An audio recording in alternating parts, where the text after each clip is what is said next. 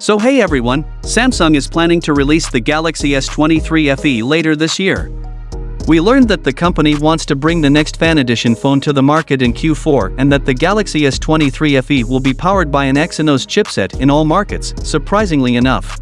Samsung has gained a deeper understanding of the Exynos 2200. Initially, the Exynos 2200 chipset experienced a difficult launch. For context, Samsung first introduced this system on a chip, SoC, in the Galaxy S22 flagship series in select markets. At the time, the chip wasn't fully optimized, and in Samsung's defense, it was their first SoC to incorporate the brand new AMD-developed Eclipse GPU. Fortunately, the situation has significantly improved 1 year after the Exynos 2200's debut.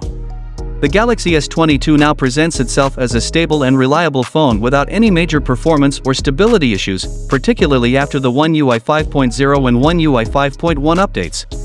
Samsung seems to have mastered the peculiar Exynos 2200 chip and fine-tuned it to its full potential. Interestingly, the company achieved similar success with the Exynos 1280 that powers the Galaxy A53, transforming the mid-range phone into a much more solid experience than before. Would a Snapdragon SoC be a better choice for the Galaxy S23 FE? Quite possibly. However, the Exynos 2200 remains a high-end chip that Samsung has been refining for over a year now.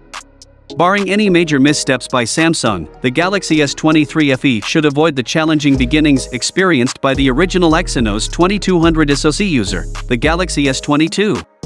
To address a common misconception, there's no rule stating that the Fan Edition lineup must use a Qualcomm SoC. In fact, previous FE phones have been divided between Exynos and Snapdragon markets, for the most part.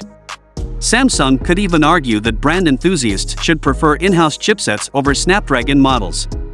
Nonetheless, it's understandable why most people lean towards Qualcomm solutions, as they have consistently outperformed their competitors. At the end of the day, the Exynos 2200 SoC is not a bad chip in 2023 and might be even better near the end of the year, even though it had a rough start. So, in theory, the Galaxy S23 FE shipping with the Exynos 2200 chip shouldn't be a problem. But we will have to wait until Q4 to know for sure. Finally, what are your thoughts about it? Do let us know in the comments section. Hope you like and subscribe to this channel. I will see you in next one.